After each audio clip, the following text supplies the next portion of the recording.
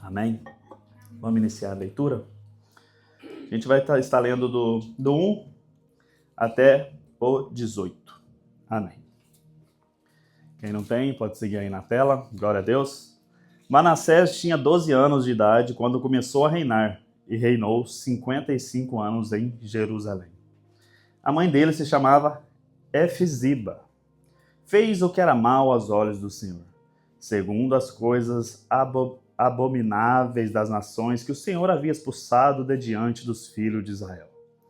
Pois reconstruiu os lugares altos que Ezequias, seu pai, havia destruído. Levantou altares a Baal, fez um poste da deusa Aserá, como que Acabe, rei de Israel, havia feito. Prostou-se diante de todo o exército dos céus e o serviu. Edificou altares na casa do Senhor, a respeito da qual o Senhor tinha dito: em Jerusalém porei o meu nome. Também edificou altares a todo o exército dos céus, nos 2 átrios da casa do Senhor, e queimou o seu filho em sacrifício. Adivinhava pelas nuvens, era agoureiro e tratava com médios e feiticeiros. Fazia continuamente o que era mal aos olhos do Senhor, para o provocar a ira. Também pegou a imagem de escultura da deusa Aserá, que ele tinha feito, e a colocou no templo a respeito do qual o Senhor tinha dito a Davi e a seu filho Salomão.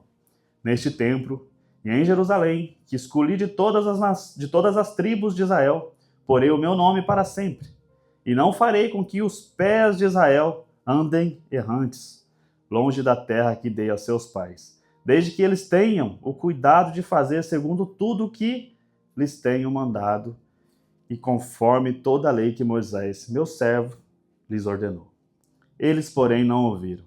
Manassés, de tal modo, os levou a andar errantes, que fizeram pior do que as nações que o Senhor tinha destruído de diante dos filhos de Israel. Então o Senhor falou por meio de seus servos, os profetas, dizendo: visto que Manassés, rei de Judá, cometeu essas abominações, fazendo pior do que tudo que os amorreus fizeram antes dele, e também levou Judá a pecar com os ídolos dele, assim diz o Senhor, Deus de Israel: eis que trarei uma desgraça tão grande sobre Jerusalém e Judá, que todo aquele que ouvir a respeito dela ficará com os 2 ouvidos tinindo. Estenderei sobre Jerusalém o cordel de Samaria e o prumo da casa de Acabe. Eliminarei Jerusalém como quem elimina a sujeira de um prato, limpando e virando de boca para baixo. Abandonarei o remanescente da minha herança, eu entregarei nas mãos de seus inimigos.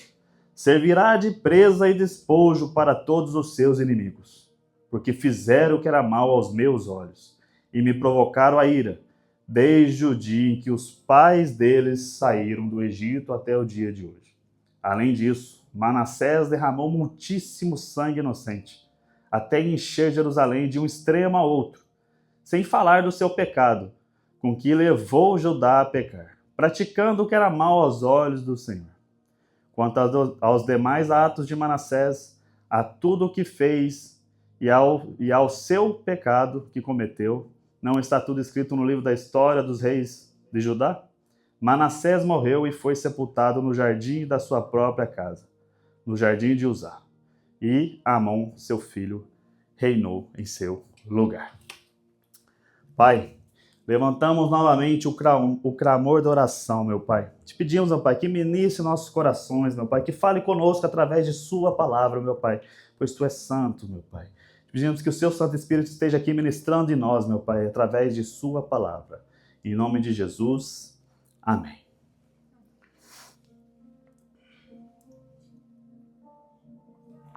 Bom, irmãos, a história de Manassés é um tanto quanto dramática, né? É um rei que foi cruel aos nossos olhos, que fez tudo o que era errado perante aos nossos olhos. A gente vê na história que ele voltou a reconstruir altares que o seu pai, Ezequias, tinha destruído. Ele foi e queimou o seu filho, se prostrou diante dos céus.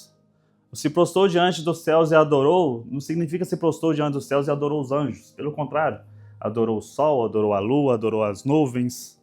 Era um rei que totalmente desviado, digamos assim, da palavra do nosso Senhor.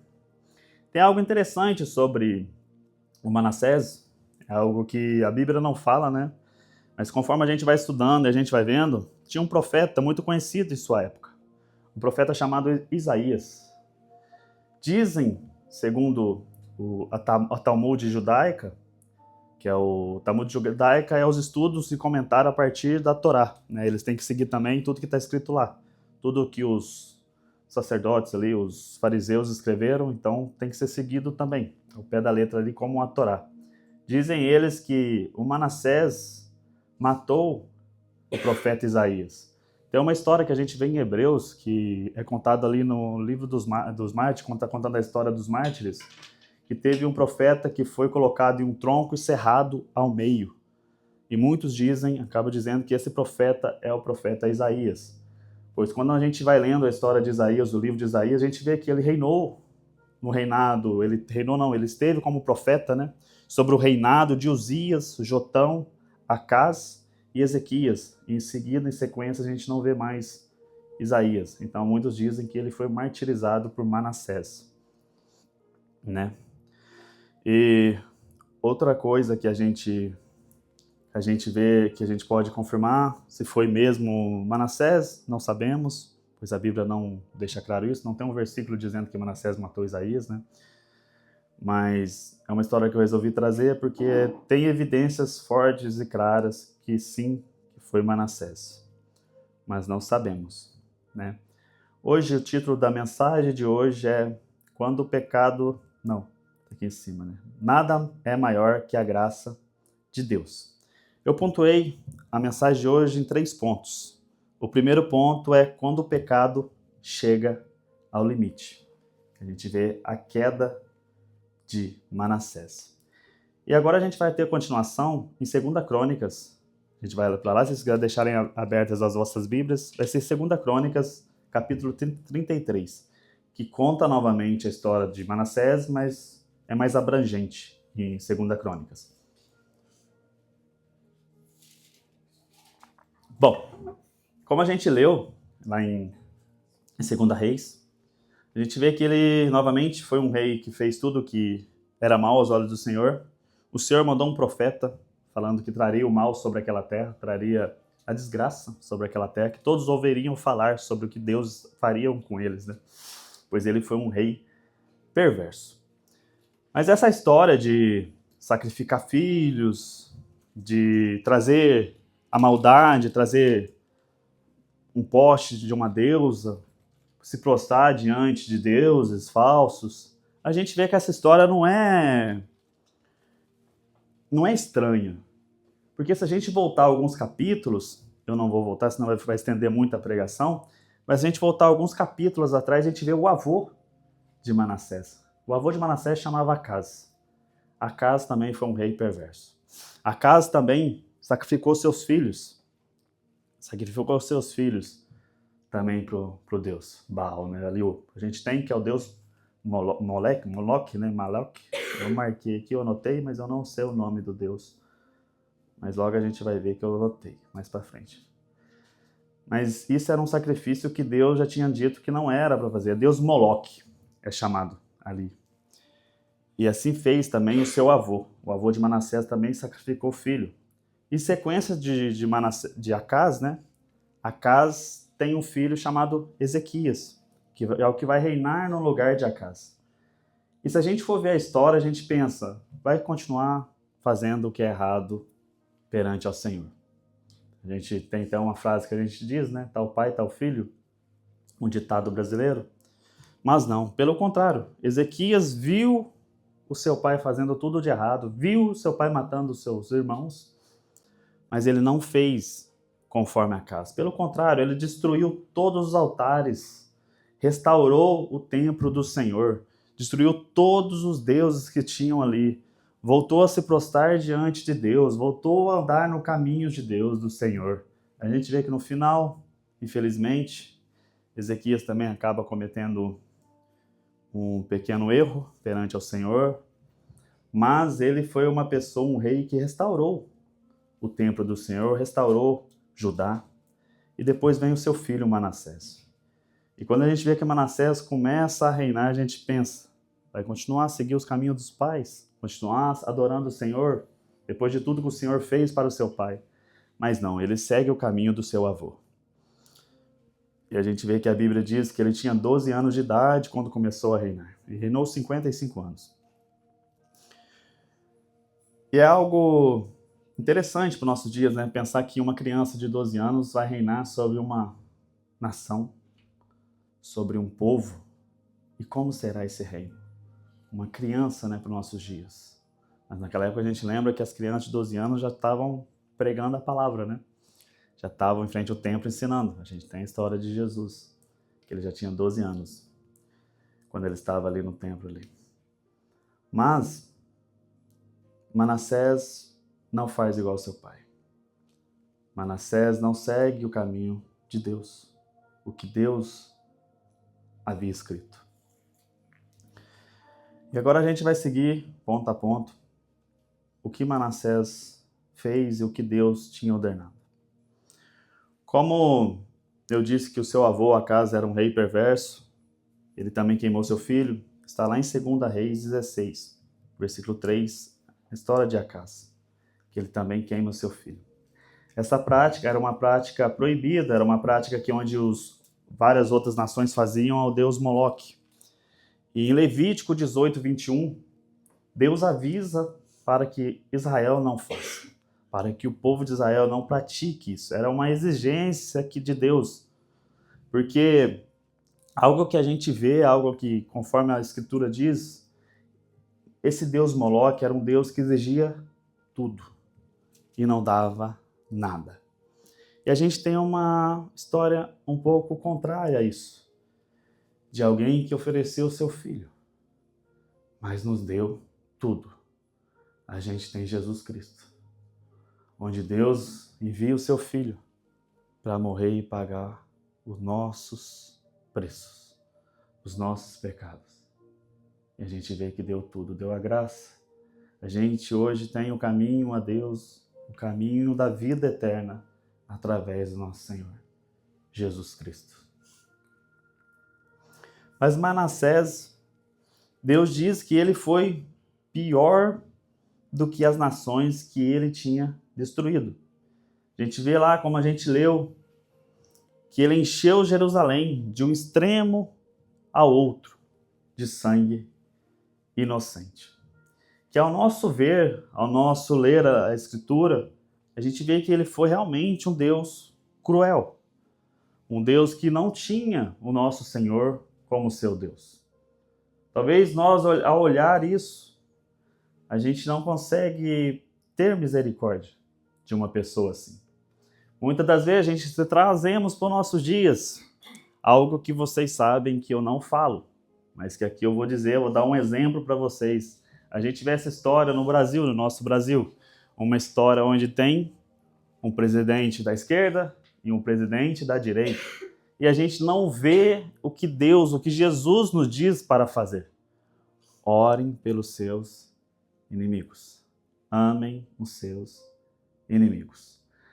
Quando a gente vai ali ler uma notícia sobre os presidentes, a gente vai nos comentários e a gente vê o contrário.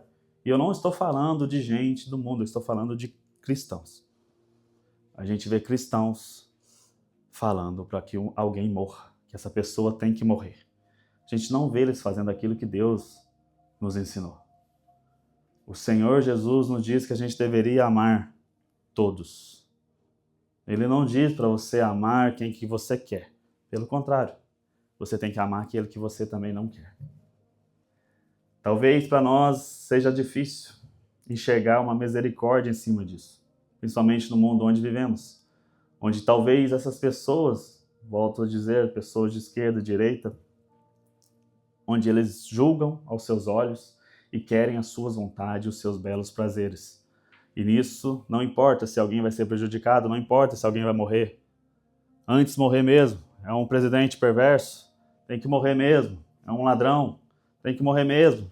Já roubou, já foi preso, não faz nada por nós, não faz nada pelo país. Mas a gente sabe que as Escrituras dizem o contrário. Se lermos as Escrituras, a gente vai saber e vai dizer que toda autoridade foi colocada por Deus. Talvez a autoridade colocada por Deus seja para trazer consequências ao seu povo. Que o seu povo se volte para Deus e não o contrário. Deus não coloca uma autoridade para que o povo se dispersa dele, mas que o povo tenha fé nele, que o povo ore por esses presidentes, digamos assim, perversos e peça a conversão deles. Peça o agir do Espírito Santo. Mas não vemos isso. E a gente, ao olhar aqui para Manassés, talvez a gente desejaria o mesmo. A gente fala, esse rei matou o seu filho, o que ele fará conosco? Se ele sacrificou um filho, imagina nós. Quanto mais nós. Quem sou eu perto de um filho? Ele vai me matar com certeza, então se eu tiver uma oportunidade eu vou matar ele primeiro. Né? Muitos de nós pensariam assim. Não, tem que morrer. O grupinho ali, uma panelinha. Vamos orar para que Deus mate ele. Mas para que Deus não alcance ele. Mas que mate ele. E conforme a gente vai vendo, a gente entra já num segundo ponto, que é quando a justiça de Deus se manifesta. Quando Deus fala. Quando Deus assume. E o rei no cativeiro. Como a gente diz, a conta uma hora chega. A conta uma hora vai chegar. Como a gente diz no ditado popular brasileiro, o que se planta, colhe. Não é assim que dizemos? O que se planta, colhe. E agora Manassés vai colher. Deus vai mandar o castigo para ele. Aquilo que Deus diz através do profeta, que traria sobre Jerusalém, vai se cumprir. A gente vê que ela é levado cativo para a Babilônia. Em 2 Crônicas, capítulo 33, versículo 11, a Escritura diz: Por isso, o Senhor trouxe sobre ele os comandantes do exército do rei da Síria, que prenderam Manassés com ganchos, amarraram-no com correntes e o levaram para Babilônia. Aqui a gente vê um rei, onde tinha o seu poderio, onde tinha o seu poder, onde a fala, o que ele dizia acontecia, o que ele mandava era feito. Tinha feito várias coisas. Acredito que o povo tinha medo dele. Acredito que se nós estivéssemos vivendo nessa época, teríamos medo desse rei. Andaríamos escondidos desse rei. Como eu disse, ele fez muitas coisas, derramou muito sangue, mas matar um filho, sacrificar um filho, isso é uma perversidade de tamanho imensurável. E a gente vê que Deus manda um castigo, talvez quando o profeta falou e a gente vê que não houve arrependimento, quando o profeta profetizou diante dele, diante de todo Israel, ele continuou vivendo a sua vida como se não houvesse o amanhã. Mas Deus cumpre aquilo que ele diz. A palavra de Deus para nós, o que Deus diz vai ser cumprido. A gente tem uma promessa, meus irmãos. A gente tem uma promessa. E a gente tem uma palavra, que Jesus voltará para buscar os seus. Estaremos e teremos que estar perseverantes esperando pela volta do nosso Senhor Jesus Cristo. Pois Ele virá, meus irmãos. Eu sei que muitos não dizem isso mais, eu sei que muitos não estão falando mais, mas tudo indica que tudo caminha para o fim. Se a gente for olhar para o mundo de hoje, o mundo que estamos vivendo, por mais que já houve coisas piores. A gente tem aí a Segunda Guerra, né, que aconteceu, onde talvez muitos diziam naquela época, Jesus agora volta. Jesus agora volta. Mas não. Mas a gente está caminhando para algo que quando a gente olha pela luz da escatologia, a gente vê que talvez o fim vai vir e está próximo. Está mais próximo do que estava antes. 2000 anos depois. Mas ele vai voltar, meus irmãos. Estamos preparados, temos que estar preparados para ter esse encontro com o nosso Rei, com o nosso soberano Jesus Cristo. Mas aqui, nesse exato momento, é o ponto da história. Aqui é onde Manassés, a palavra nos diz que ele é preso com ganchos, com correntes e levado pelo rei da Síria, que a gente tem ali que é o reino da Babilônia. Ele é levado à Babilônia. Mas no versículo 12, a gente vê uma história de um rei que talvez viu aquilo se cumprir, aquilo que Deus tinha dito, e agora ele vai olhar para a vida dele, vai olhar para tudo aquilo que ele fez em sua vida de uma forma diferente, através de um olhar totalmente diferente do início. E assim diz as Escrituras no versículo 12. Ele, angustiado, suplicou ao Senhor, seu Deus, e muito se humilhou diante do Deus de seus pais. Aqui a gente vê uma história, as histórias que se repetem, a história onde talvez muitos de nós que desviamos do caminho do Senhor, que acabamos caindo do caminho do Senhor, desviando, pegando um atalho, pegando ali um caminho perverso e cruel. E a gente é alertado sobre esse caminho que estamos andando, esse caminho errante.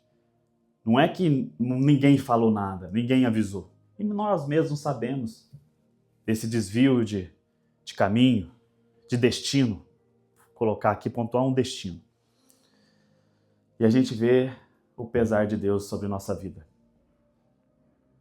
E talvez nesse pesar de Deus sobre nossa vida é onde a gente olha só para um lugar, para os céus.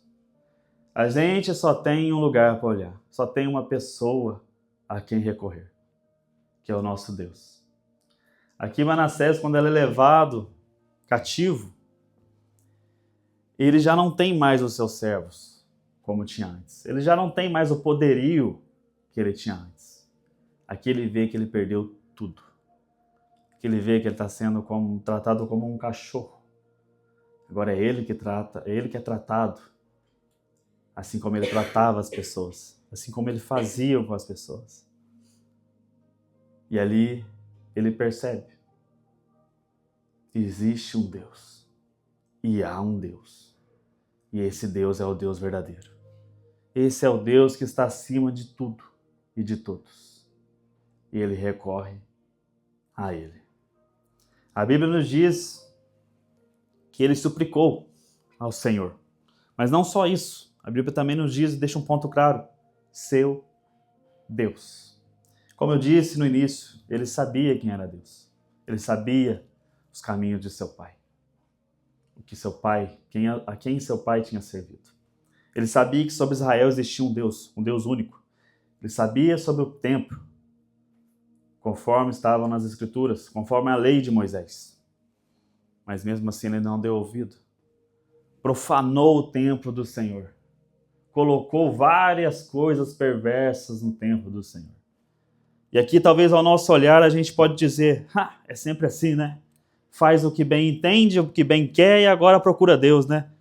Ou que muitas de nós diz, olha aí pra você ver. É lógico que isso ia acontecer. A pessoa fez o que queria, o que ela esperava, né? O que se planta, colhe. Ela está colhendo o que ela plantou. Ela está recebendo o que plantou. Está recebendo aquilo que ela cometeu. Bem feito para ela. Mas de nós diz assim, procurou, achou. Mas a gente vai ver um Deus que estende a sua misericórdia. Um Deus que muitas das vezes, quando a gente olha para as Escrituras, quando a gente lê as Escrituras, lê uma história de um Deus tão perverso como foi Manassés, aos nossos olhos a gente não encontra conforme uma misericórdia para dar a ele, para entregar a ele, a esse homem. Pelo contrário, muitos de nós diz, bem feito, foi para a Babilônia, é isso aí, agora tem que sofrer mesmo. Agora tem que pagar, tem que sofrer. Mas não. A gente vê um Deus misericordioso. Um Deus que está acima de tudo, meus irmãos. E aqui agora a gente entra no terceiro ponto dessa ministração. É quando a graça supera tudo. O Deus que restaura o imperdoável. Aqui é o ponto ápice dessa história. Meus irmãos, tem duas histórias na Bíblia, conforme conversão, digamos assim, trazendo para os nossos dias de conversão, que me fascinam. É duas transformações de vida, onde vemos o amor e a misericórdia do nosso Senhor. Podemos dizer que é onde, ao ler essas duas histórias, que eu vou trazer a segunda para vocês, que é onde entendemos que Deus nunca quis destruir o teu povo. Deus nunca quis e isso nunca passou pela mente dele, destruir o seu povo. Pelo contrário, meus irmãos, Deus sempre quis trazer o seu povo para perto dele. A vontade de Deus nunca foi ter a nós longe dele. Pelo contrário, sempre quis trazer perto, sempre quis que nós estivemos ao seu lado.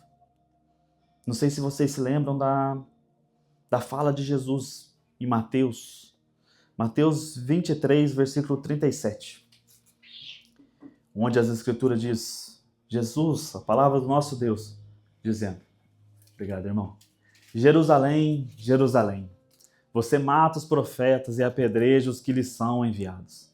Quantas vezes eu quis reunir os seus filhos, como a galinha junta os seus pintinhos debaixo das asas, mas vocês não quiseram.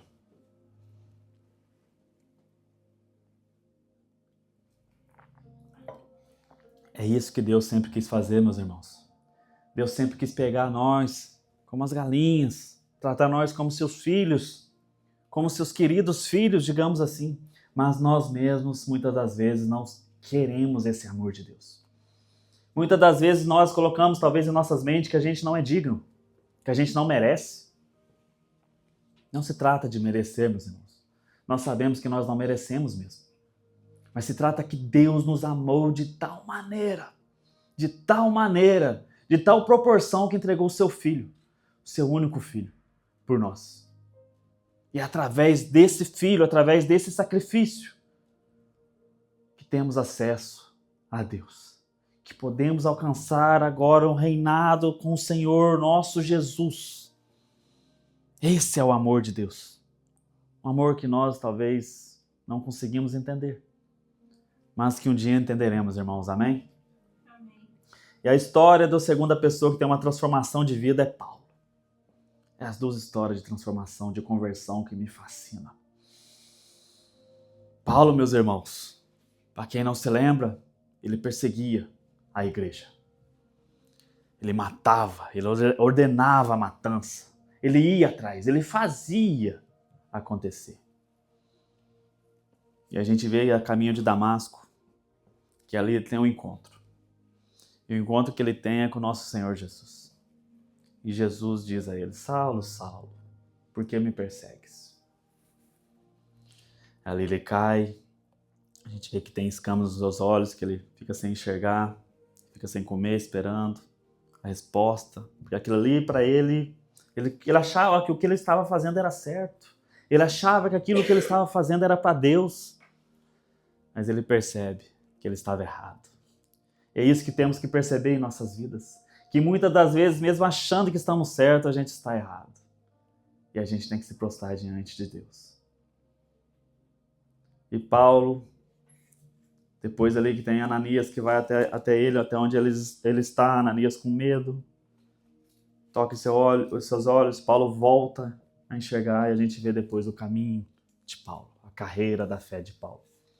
Homem que sofreu muito, homem que teve diversas tribulações em sua vida, mas sempre nos aconselhou a manter a fé. De tudo mantenha a fé, continue, seja perseverantes, continue. E essa é uma história de Paulo, de conversão, que me fascina. Mas agora tem uma história de Manassés, também, que me fascina muito. E como eu disse, como a gente leu, foi um Deus cruel, irmãos. Não foi um Deus que a gente pode dizer, um rei, né? Um rei, perdão, irmãos.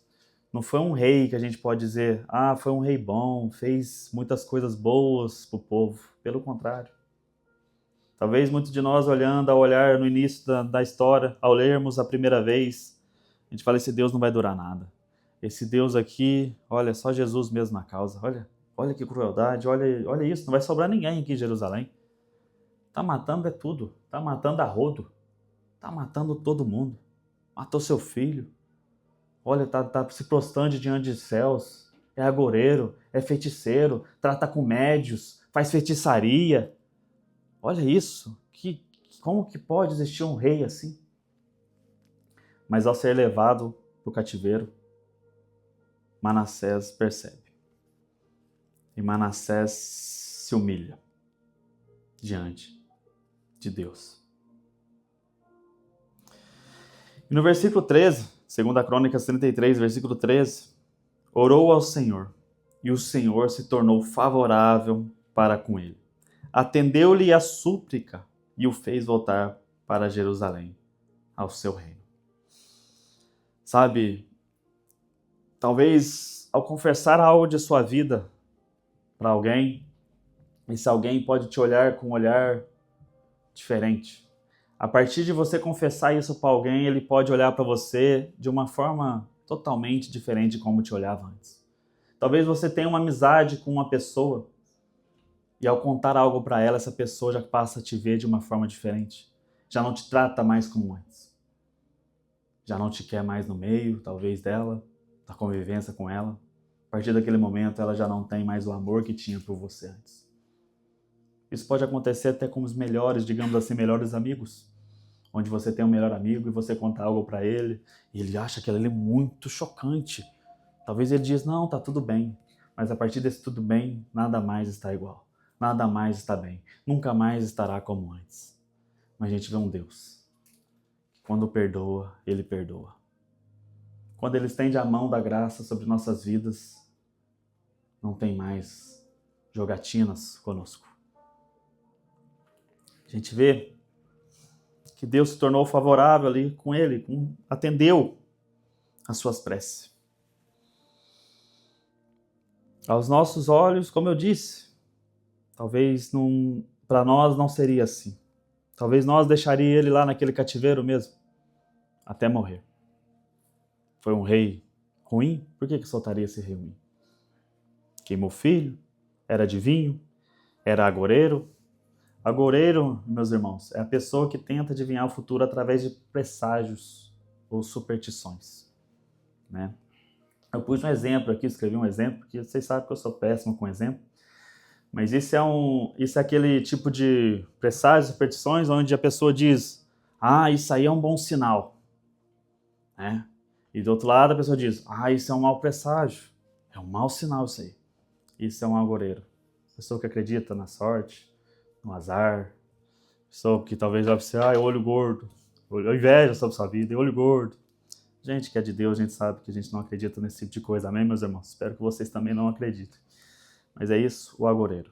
A gente vê também que a Bíblia retrata que ele era feiticeiro, tratava com feiticeiro e médiuns, fazia magia negra, digamos assim, né? O famoso, dos dias de hoje, macumba, né? E isso tudo que ele fazia, Deus já tinha dito para não fazer. A gente vê depois, se alguém dos irmãos se anotar para relerem depois, está lá em Levítico 18, versículo 21 em diante ali. Está tudo ali sendo tratado para que o povo de Israel não fizesse. Parece que é engraçado, né? Parece que Deus escreve aquilo sabendo que o povo vai cometer, né? Sabendo que o povo vai fazer. Um dia eles vão fazer isso aí, mas vai estar escrito. Existe um caminho de volta. E glória a Deus por isso. E aqui a gente vai dar início agora ao nosso fim da pregação. Escrevi que para nós, olhando essa história, não conseguimos às vezes perdoar. Muitas vezes dizemos, merece morrer. Merece o pior dessa vida. Tem que sofrer. Olhamos para alguém que já assassinou e o condenamos. Olhamos para alguém que roubou e o condenamos. Olhamos para alguém que mentiu e o condenamos. Olhamos para alguém que estrupou e o condenamos. Olhamos para alguém que traiu e condenamos. A gente é assim, meus irmãos. Olhamos para pessoas que cometeram seus erros, os seus pecados, e nós condenamos. Nós não temos esse direito, meus irmãos. Isso não é nosso. Não pertence a nós. Somente a Deus. Eu não quero dizer que a justiça não deve ser feita. Pelo contrário, digo que a justiça pertence a Deus. É Deus que vai julgá-los. É Deus que vai condená-los. A justiça é de Deus. Em Romanos capítulo 12, versículo 19 diz: meus amados, não façam justiça com as próprias mãos, mas deem lugar à ira de Deus. Pois está escrito: A mim pertence a confiança. Eu é que retribuirei, diz o Senhor. Então, meus irmãos, a gente devemos deixar tudo na mão de Deus. Não é nós que temos que fazer, olhar e falar, não, eu vou fazer, eu devo fazer. Não, pelo contrário, é Deus, devemos deixar na mão dele. Como eu disse, se a gente olha para Manassés e também para a história de Paulo, a gente talvez preferiria a morte deles. Ao ver que eles estão matando pessoas, que eles estão sendo cruéis, perseguindo, a gente preferiria isso. Mas Deus é Deus, irmãos. Deus é Deus. Ele estende a sua misericórdia e o seu amor nos transborda. A gente vê a transformação deles em Deus. Novas pessoas, novos hábitos, novas identidades. Manassés agora busca humilhação diante de Deus, né? A gente vê que ele estava angustiado, suplicou ao Senhor, se humilhou diante de Deus, orou ao Senhor, e o Senhor se tornou favorável para com ele. E o fez ainda, se não bastasse, e o fez voltar ainda para Jerusalém. Então ele voltou a ser rei de Jerusalém. Então Manassés reconheceu que o Senhor é Deus. E a gente vê que Manassés, ao voltar para Jerusalém, a gente vai agora estender, no versículo 14, depois disso, Manassés construiu a muralha de fora da cidade de Davi, a oeste de Gion, no vale, e a entrada do portão dos peixes, abrangendo Ofel. Ele fez uma muralha bem alta, também pôs chefes militares em todas as cidades fortificadas de Judá.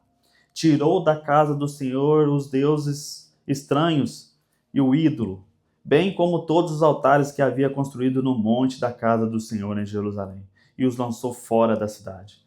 Restaurou o altar do Senhor, sacrificou sobre ele ofertas pacíficas e de ação de graças, e ordenou a Judá que servisse o Senhor, Deus de Israel.